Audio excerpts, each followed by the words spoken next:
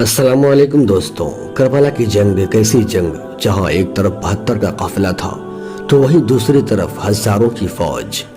لیکن آج کی اس ویڈیو میں ہم کربلا میں ہوئے نواسۂ رسول پر ظلم کی داستان بیان نہیں کریں گے، بلکہ کائنات کے ظالم حکمران یزید کے بیٹے کی بات کریں گے، جس نے خاندان رسول پر کربلا میں ہوئے ظلم کو دیکھ کر اپنے تخت و تاج بادشاہت کو ٹھوکر مار دی تھی۔ اور یہ بھی جانیں گے کہ یزید جیسے بدکار ظالم حکمران کے بیٹے کی تربیت کس نے کی تھی، جس کی وجہ سے یزید کے بیٹے نے اپنے ظالم باپ کے ظلم کی پول کھول کر رکھ دی، جس سے 1400 سال پہلے ہی لوگوں میں یہ بات صاف ہو گئی تھی کہ امام حسین حق پر تھے اور یزید باطل پر۔ لیکن اس سے پہلے یہ جاننا ضروری ہے کہ یزید بن معاویہ کی سلطنت میں کیا کیا بدلاؤ ہوئے۔ دوستوں، کربلا کے واقعے کے 3 سال کے اندر ہی یزید پلید کا خاتمہ ہو گیا۔ یزید کی موت کے بعد اس کی وصیت کے مطابق لوگوں نے یزید کے بیٹے معاویہ بن یزید کو مسلمان کے خلیفہ چن لیا۔ جس وقت یزید کا بیٹا معاویہ ثانی بن یزید خلافت کے تخت پر بیٹھا تو اس وقت اس کی عمر صرف 20 سال کی تھی۔ اس نے محض 40 دن یزید کی جانشینی کی بنا پر حکومت سنبھالی، اور اس نے اس 40 دنوں میں اپنے باپ یزید کے کالے کارناموں کا بڑے اچھے سے جائزہ لیا۔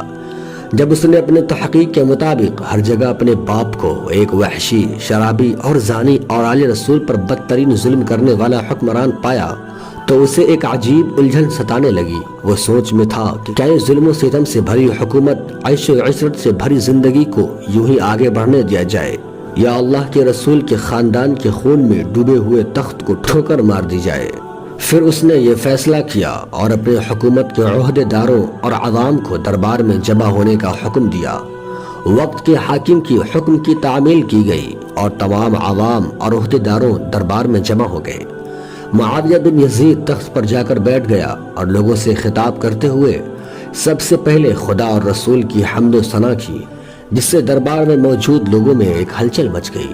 روایات کے مطابق معاویہ بن یزید پھوٹ پھوٹ کر رونے لگا اور لوگوں کو حق سے روشناس کرنا شروع کیا اور کہا، اے لوگوں، میرے باپ نے رسول کے خاندان والے کو اپنے تخت و خلافت کے لیے ان سے جنگ کی جس پر صرف آل رسول کا حق تھا۔ اے لوگوں، یہ جان لو کہ میرے باپ نے جس حسین کو قتل کیا وہ علم اور شجاعت کے میدان میں سب سے آگے تھا۔ وہ حسین رسول کی آنکھوں کی ٹھنڈک تھا۔ خاتون جنت حضرت فاطمۃ الزہرا اور علی شیر خدا کا لخت جگر۔ پھر یزید کا بیٹا بیٹھ گیا اور بلند آواز سے روتا رہا۔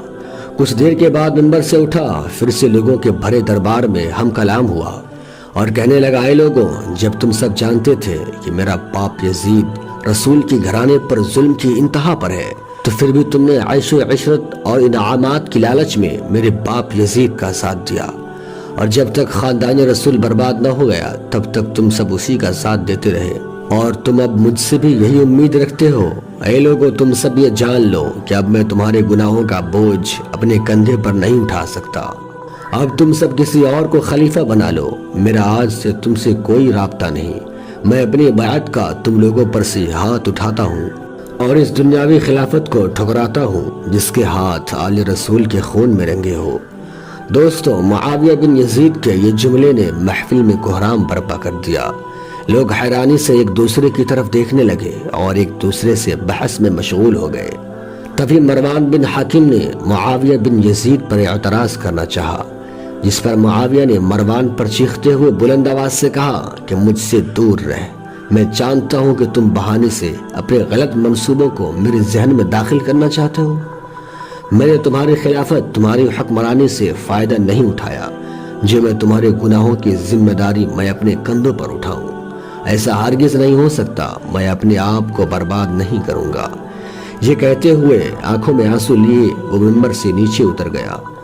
دوستوں، اب بات کرتے ہیں کہ یزید جیسے غلیظ، پلید اور لعنتی کہے جانے والے شخص کے بیٹے کی علمی پرورش کس نے کی اور کہاں پر کی تھی، جس کی وجہ سے اس کا بیٹا محبت امام حسین اور حق کو پہچاننے میں کامیاب ہو گیا۔ تو دوستوں، میں بتاتا چلوں کہ معاویہ بن یزید کی تربیت کے پیچھے اس کے اس وقت کے ایک قابل اور دیندار استاد عمر المخصوص کا ہاتھ تھا، جو اہل بیت کا چاہنے والا تھا اور یزید کے کارناموں کو بخوبی پہچانتا تھا، اور یہی وجہ تھی کہ یہ شخص یزید سے بے حد نفرت کرتا تھا۔ हालांकि यजीद इन सब बातों से बेखबर था, इसलिए उसने अपने बेटे को इसकी शागिर्दी में दे दिया था। दोस्तों, अब ये भी आपको हम बताते चले कि यजीद के तख्त को ठुकराने के बाद बनी उमैया के हुक्मरानों ने उसके उस उस्ताद को एक गड्ढा खोदकर उसमें जिंदा दफन करवा दिया था। इन सब बातों के बाद एक बात तो साफ हो जाती है कि जो तख्तो ताज यजीद लानती जैसे के बेटे ने ठुकरा दिया, वो ताज इमाम हुसैन के लिए खाक के बराबर भी नहीं था। ये जंग तो इसलिए हुई थी ताकि इस्लाम और इंसानियत को रहती दुनिया तक महफूज किया जा सके। दोस्तों, आज की ये वीडियो कैसी लगी हमें कमेंट में ज़रूर